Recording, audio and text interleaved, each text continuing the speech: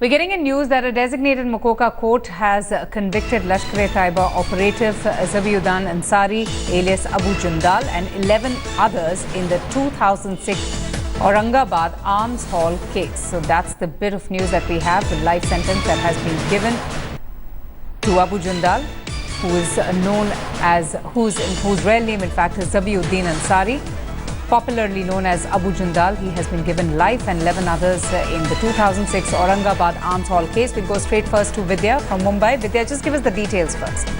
Well, the court has held him guilty under various sections of UAPA, Arms Act and the Explosives Act.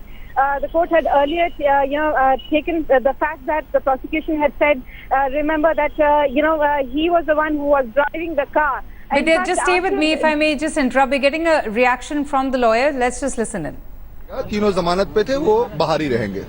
Sir, इस पूरे मामले में देखा जाए तो जो डिफेंस की दलील थी सजा को लेकर के कोर्ट ने ये कहा कि हम उन्हें नहीं मानते और 2004 में जो तब्दीली हुई यूएपीए की वो भी हम कंसीडर नहीं करेंगे आपके आर्गुमेंट के मुताबिक। क्या था वो पूरा? अब ये कोर्ट का ऑब्जर्वेशन था और कोर्ट का डिस्क्रिप्शन है कि डिफेंस की दलीलों को, प्रोसिक्यूशन की दलीलों को माने या ना माने।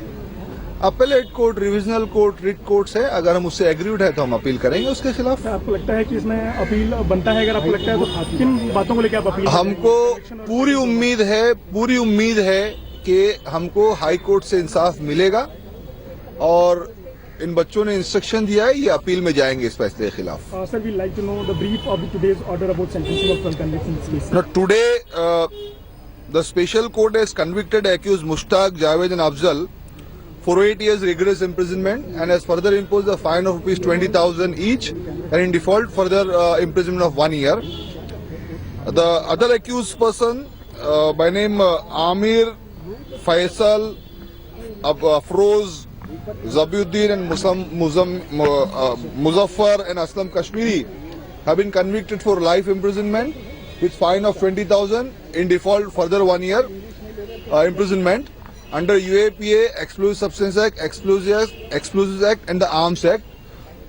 Rest of the accused, Dr. Sharif and one Zafar, they have been convicted for 14 years under the Arms and Explosive Substance Act.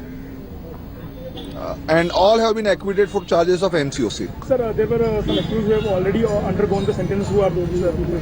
Now, the undergone accused persons, Mushtaq, Javed and Afzal, who has been convicted for 8 years, are not required to go to the jail because the court has given set-off to all the accused, meaning thereby these 3 accused have already completed their sentence. Sir, have you decided on the appeal? That are you going in appeal? Yes, all the accused who have been convicted have given the instruction. We are waiting for the copy of the judgment. On 5th August, we will get the copy of the judgment and the accused will file the appeal against this judgment.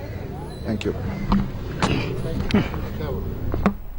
Okay, so let's go straight now to Vidya to find out more about this case. Vidya, we just heard the lawyer speaking about the Aurangabad arms haul case. Tell us a little bit more. We do know that Abu Jundal, the Lashkar Taiba handlee, has been given life imprisonment. He has been convicted. But tell us about those who have been acquitted and, those who admitted to turn approver in this particular case. Says that about 8 had been acquitted by the court, which included, if you remember, Firoz Deshmukh, the guy who was said to have been connected with the IRF and Zakir Naik.